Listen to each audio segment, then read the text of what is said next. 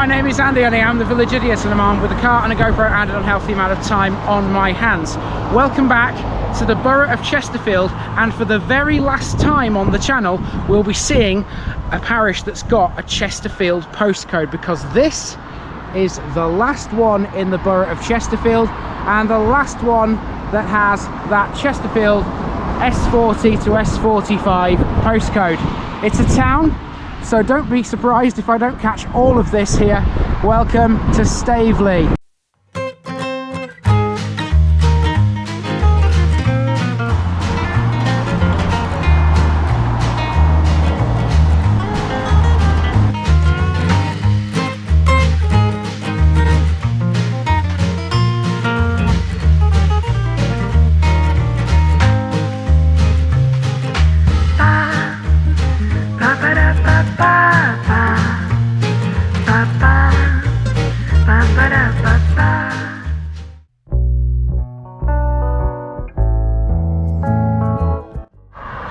So because this one is so large and it involves several little settlements as well as Staveley town centre itself, which is what I'm on the edge of right now, this one's going to involve one heck of a lot of driving with the camera on the dashboard.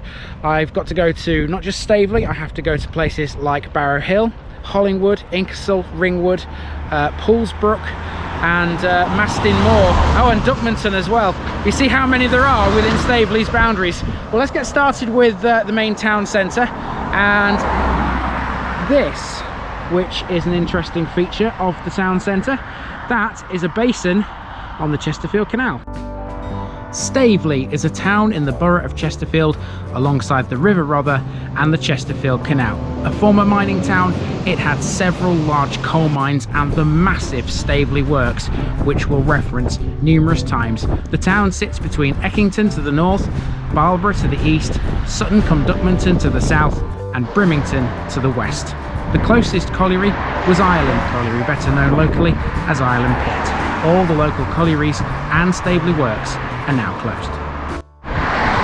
That looks suspiciously like a former pub to me. Any Staveley locals want to confirm whether I'm right or not? Charles Paxton Markham played a huge role in shaping Staveley through time. It was his company, Markham & Co, and its successor Staveley Coal and Iron Company, who owned ironstone quarries, several coal mines including Markham Colliery, chemical works, ironworks and an engineering works specialising in mining and tunnelling equipment here. Staveley's chemical works was famous for making p-aminophenol, which is a key ingredient of paracetamol. That's not to say Staveley's industry has completely declined. In fact, look at the town from an overhead satellite shot and you'll see it's still very industrial. Modern industry here now includes a plastic pipe moulding factory, Brett Martin plc, and there was also a wood wool production unit on the site of the former Staveley Works. There's a lot of railway history in this town, some of which will be stood right outside the front gates of later. Staveley was formerly served by 4 railway stations on 2 separate lines. Most of the central area of the town now is dominated by multi-storey flats and a small marketplace.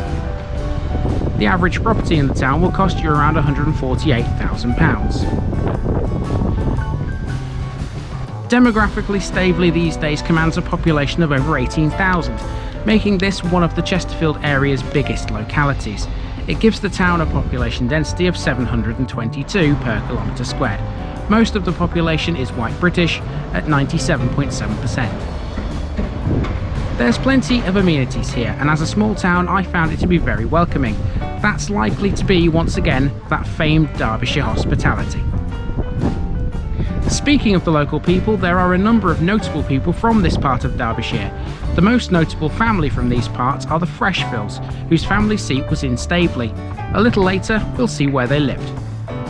Francis Rhodes, who was a judge, was born here and he built the nearby Barlborough Hall, as well as helping to found Netherthorpe School.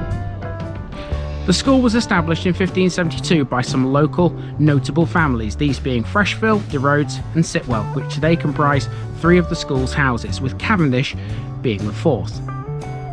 Speaking of Netherthorpe School, Nicholas Richard Ainger, a Member of Parliament, was educated there.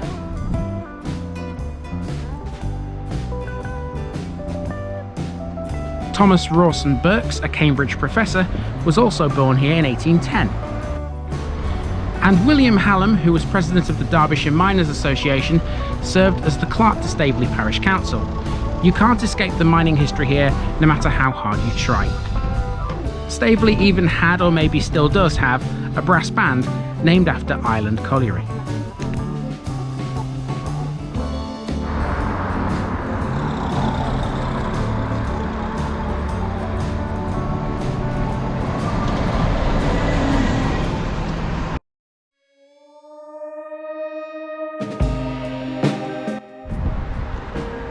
As we walk through the town centre, we'll encounter lots of shops in and around the central marketplace.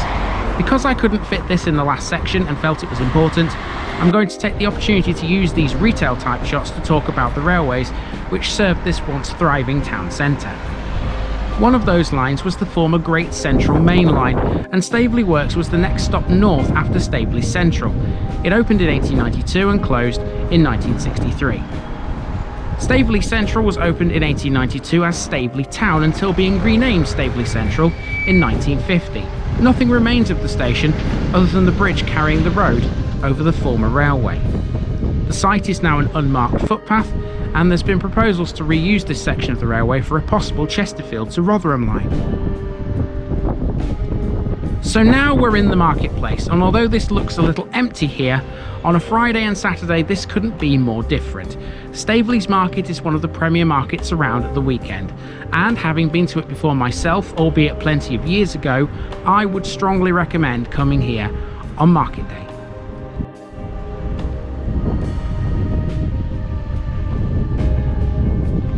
As well as the market, there's a range of shops in Staveley, a lot that are chain stores, like for example Morrison's, who have a decent sized supermarket here, but there's also a lot of independent retailers too, making Staveley a nice mix of both.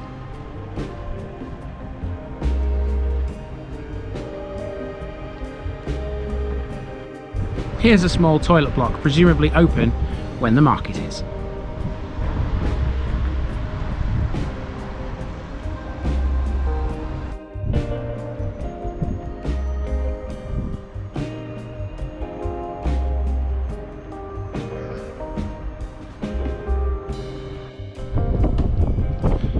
Next we have pubs, and like Brummington, if I tried to include every pub within the boundaries, I'd be here all day.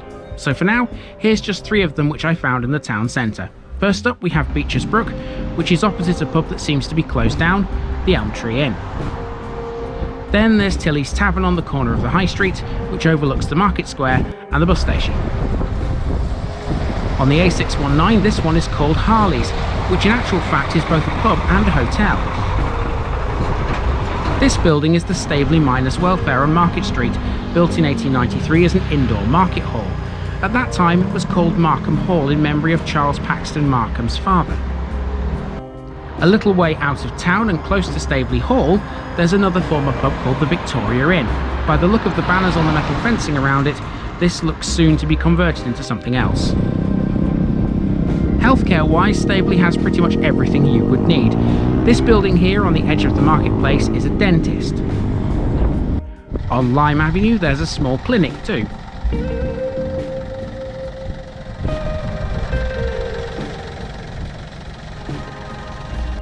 And this building is the Staveley Healthy Living Centre, which is effectively a leisure centre. It has a 25-metre 6-lane swimming pool with adjustable floor and even underwater lighting. It's also got a soft play area, climbing wall and separate bouldering room, a gym, and there's even an aromatherapy steam room. Around the corner is Staveley's Job Centre, and along Inkersall Road is the Speedwell Rooms, named for the local Speedwell colliery. This stands next to a football club, which we'll talk about in the interesting features section. Near Staveley Hall there's even a vet's, so your pets are well looked after here too.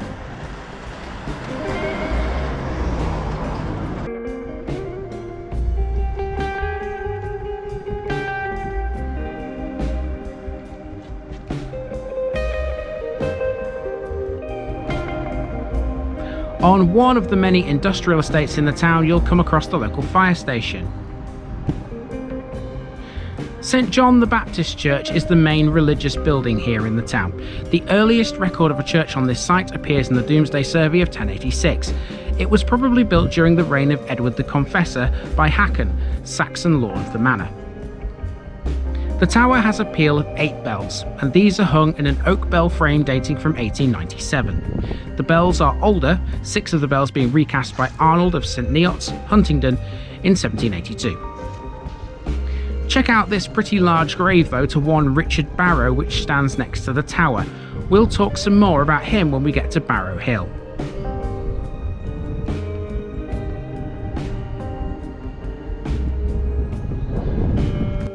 And there appears to be the stump of a cross here as well.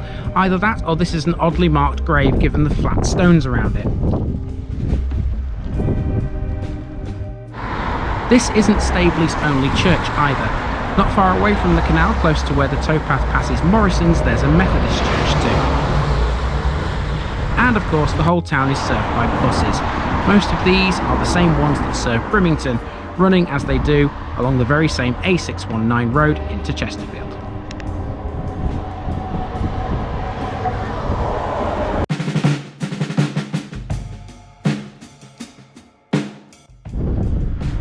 Now, if you come to Staveley and you go to the canal basin where this video began, you'll be surrounded by heaps of interesting things without even knowing you are. The road here forms part of the new Markham Vale Loop Road, which opened up the former Markham coalfield areas to development, linking the town to the M1 motorway at junction 29A in early July 2008. Part funded by European Union regeneration money, the scheme also reinstated part of the former Chesterfield Canal, which crossed the route. This included the new Staveley Town Basin, which was officially opened on the 30th of June 2012. The basin is still a work in progress. Its design will eventually feature secure short and long-term moorings, slipway, car parking, cycle racks, toilets and showers, as well as a large open play area which can be also used for major waterway events and festivals. Next, we have Staveley Miners Welfare Football Club. This is located on Inkersall Road, sharing a car park with the Speedwell rooms next door. Inkersall Road is also the name of their stadium. They play in the Northern Counties East Football League Premier Division at level 9 of the English Football League system. Nicknamed the Trojans, the club was established as a Sunday League team in 1962, which compared to a lot of the clubs we've seen before is pretty late. Initially, Staveley Miners Welfare played at Barrow Hill under the name Nag's Head. So I can't film too much of the football ground here because there's a training session going on. The players are on the pitch over there, that's why the gates are open, so I don't really want to disturb them, but you get the idea. That's Staveley Miners Welfare Football Club. Next we have what I originally thought to be a market cross, or at least a modern version of it. It turns out this is a clock tower commissioned by Chesterfield Borough Council. It has some of Staveley's history on its sides, one of these panels seen here making reference to the coal industry. There's another here too which mentions a gas lamp on the junction of the High Street and Market Street.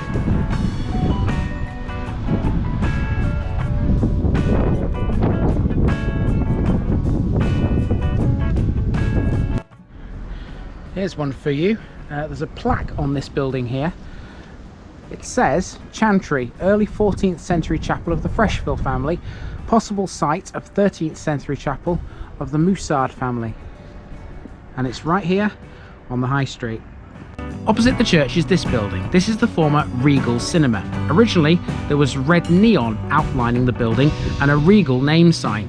It closed in 1966 before reopening as the Wedgwood Cinema. Since 2018 though, dwindling customer numbers have meant it's closed once again. There's also of course Staveley Hall of interest here too.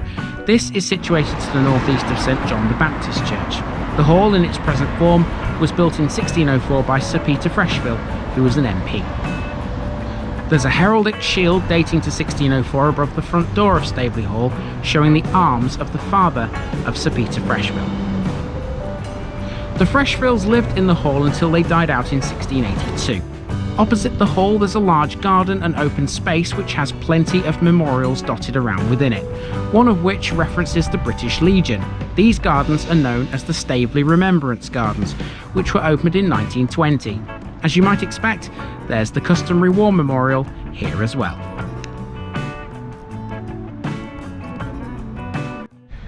Now, this isn't just your regular footpath, this is something we've seen loads of times on the channel. This is part of the Transpennine Trail, and here in Staveley it runs right through the town centre, right next to the fire station. Okay, it's taken me about 2 hours, but we are around Staveley town centre, back here at the library, which is just a few paces away from the Chesterfield Canal basin, which we started at. There you go. Now it's time to go for a drive or two.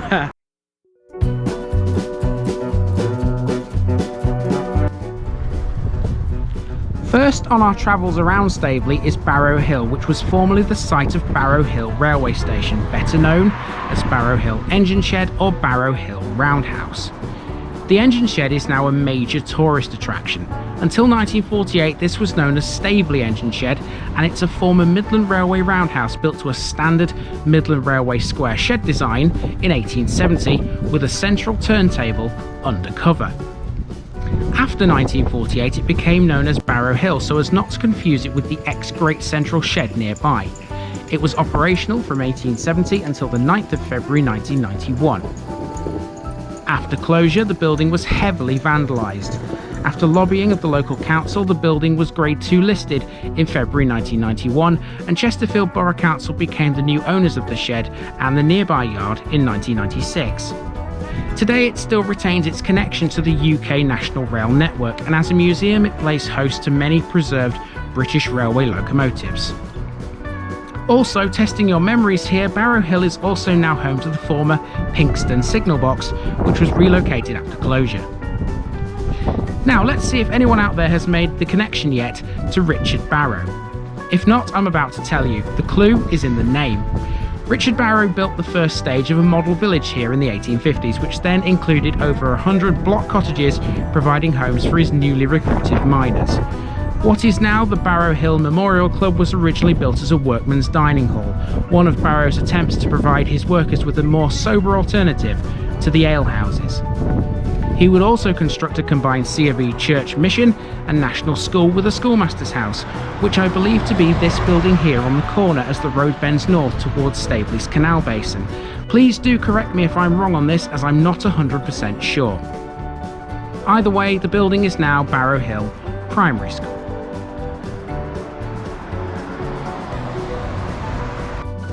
The village also has a small Methodist chapel over the railway line.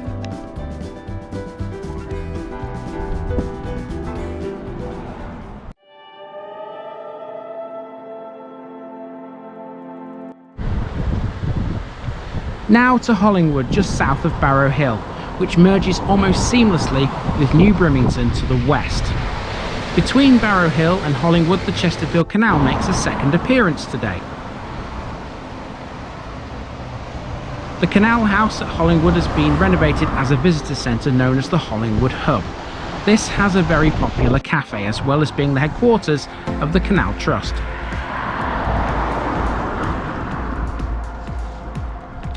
The remains of the entrance to the Hollingwood Common Canal, originally navigable as well, can be seen close to the village.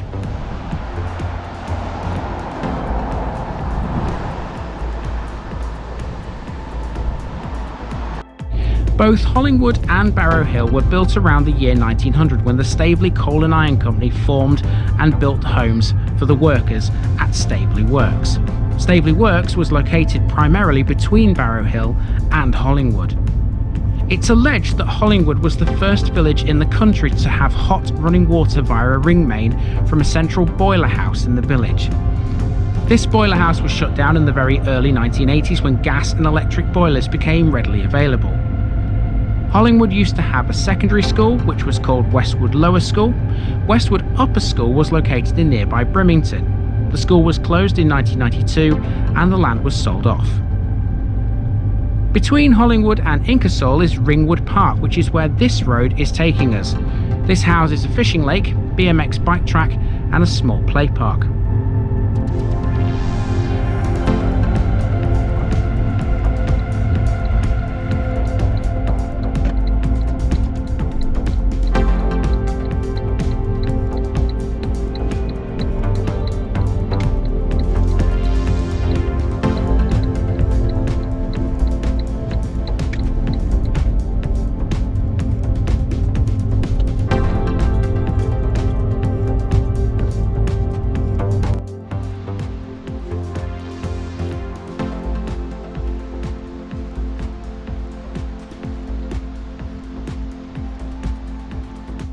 At the top of the park is Ringwood Hall, which was built by the Markham family for the management of Staveley works. During the early 80s, when the work started declining and management numbers fell, it was opened up to lesser ranked workers to keep money coming in. However, membership was strictly by committee only and members had to be approved. It's now open for wedding functions and has a number of rooms for rent. It also has a gym and pool which can be used by the public.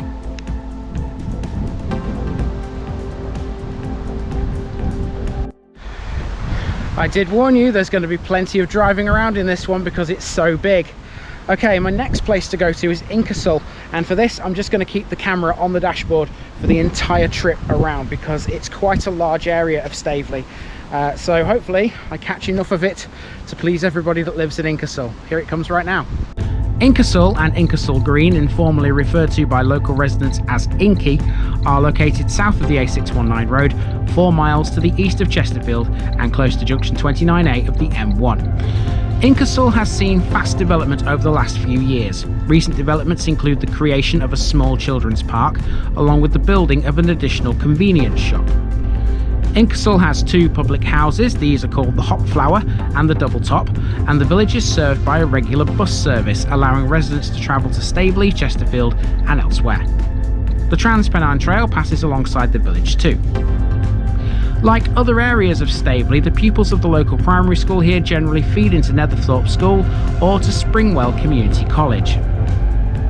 The history of Inkersall was affected by the nearby Rufford Abbey. The English Pope, Adrian IV, gave his blessing for the abbey in 1156, and following this, the abbey's lands expanded, and the villages of Cratley, Rufford, Brimston and Inkersall were all evicted.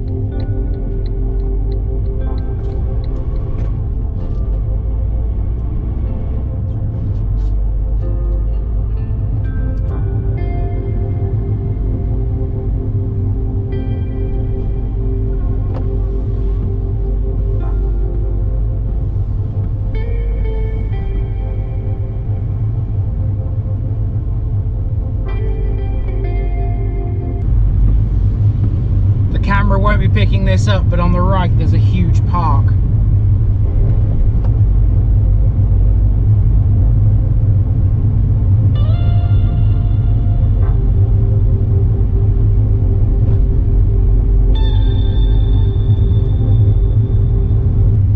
And on the right now there's a school. It's actually a nursery.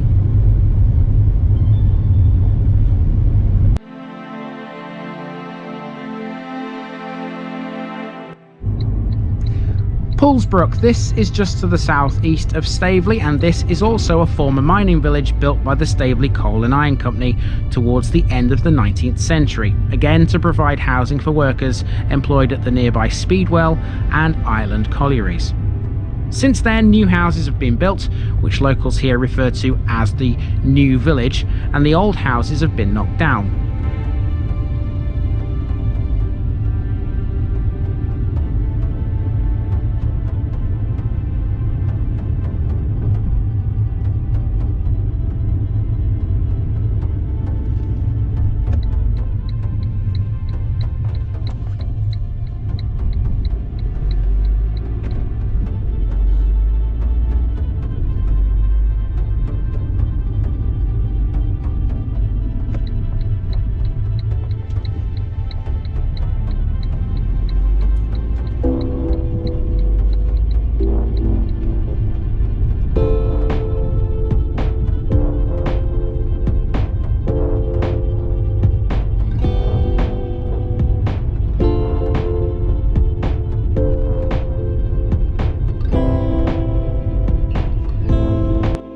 Poolsbrook now is perhaps best known for Poolsbrook Country Park.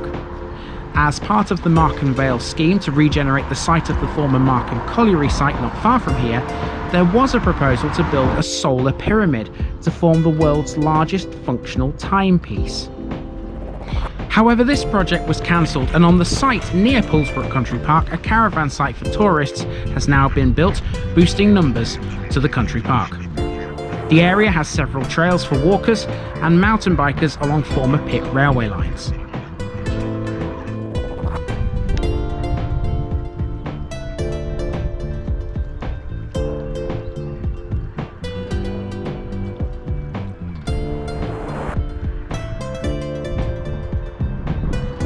Just to the south of Poolsbrook is Duckmanton, which lies between it and Bolsover.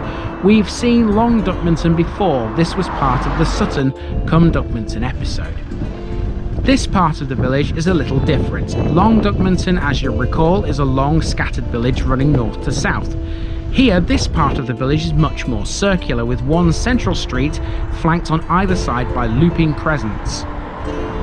Whilst Long Duckmanton is over the border and into northeast Derbyshire, residents of Duckmanton often consider the village to be one whole, despite it straddling the border. So behind the school here in Duckmanton, there's a massive solar farm. You can't see it because obviously there's the school in the way and this little hill as well, but you can't see over the top of. I suppose if I put the camera really high up you might catch a glimpse of it, but that's something I think that's going to have to be put in today's picture bit, I'm afraid. But it's huge. Honestly, if you look up to the satellite image on Google Maps, you'll see how much of an area it covers. It's massive. These more northerly areas of the village are often termed Middle and Far Duckmanton. Duckmanton is recorded in 1086 in the Domesday Book under the land of Ralph Fitzhubert.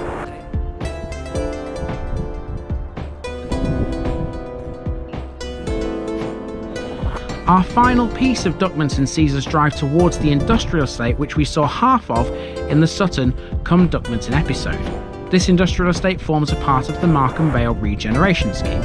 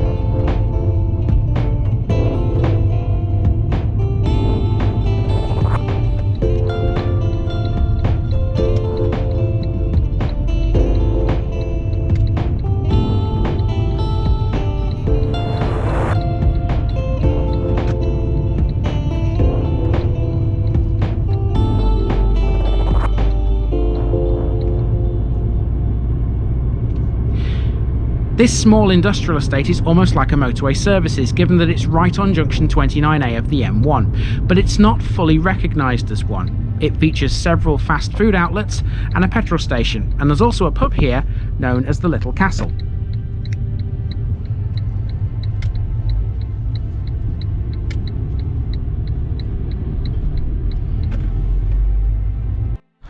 Okay, we're in Maston Moor, and just before we get going and have a quick look at this place to finish this one off, let's have a look at today's picture bit. Here it comes right now.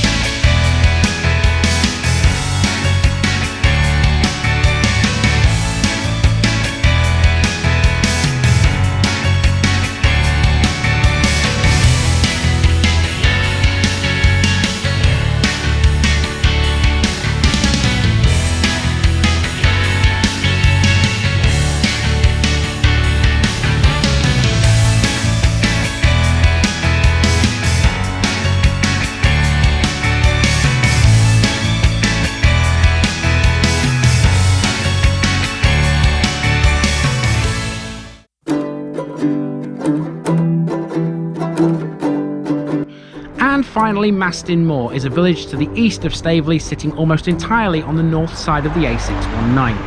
As well as houses, the village consists of 2 local shops, a Chinese takeaway restaurant and a miners' welfare club.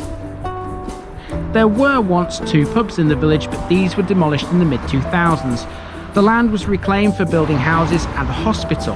The hospital, though, was short-lived and was closed due to funding issues. Maston Moor effectively consists of 2 parts, Maston Moor to the north of the A619 and Woodthorpe to the south. I actually drove through Woodthorpe with the camera recording, but at risk of making this video way too long, I've opted to cut it and instead include it in the upcoming Chesterfield roundup video.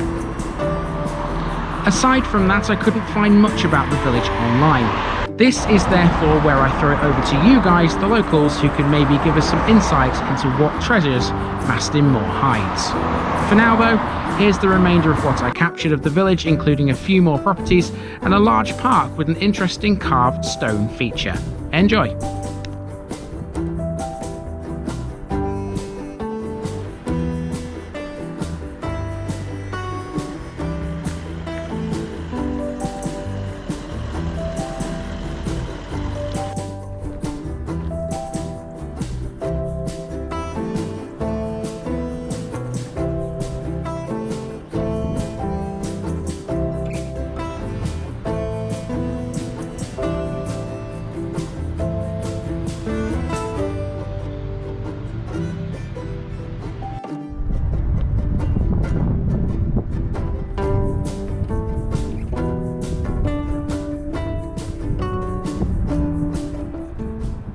So my general impression of Maston Moor is it's in 2 parts. We've got the older houses over there, which we've just walked through, and then in sort of the northwest of the village, if you like, beyond this park I've just walked across, there's some newer build housing here as well. So it's a nice mixture of property here. That, I think, is just about going to do it for the parish and the town of Staveley. I've now got to walk back to the car. That's the last thing I need to do, and it took me about 10 minutes from where I am here in Maston Moor to where I parked. Big parish, huge, massive, and I fully expect that I won't have covered everything here. I can't possibly cover everything with one this size. I've done my best. I've included quite a lot of things that I didn't originally plan to, so this is probably a lengthy video. You'll know that before I do. But if there is anything else that you think I should have included here in Staveley, then please do let me know in the comments section down there. And seeing as this is the last one in the borough of Chesterfield, that's the district complete, and there will be a roundup video that catches all the comments that you put down there, and on the Brimington episode as well, which was last week. But for now, this has been the parish and the town of Staveley, and this has been the borough of Chesterfield, and I've been Andy, also known as the Village Idiot, and I'm out.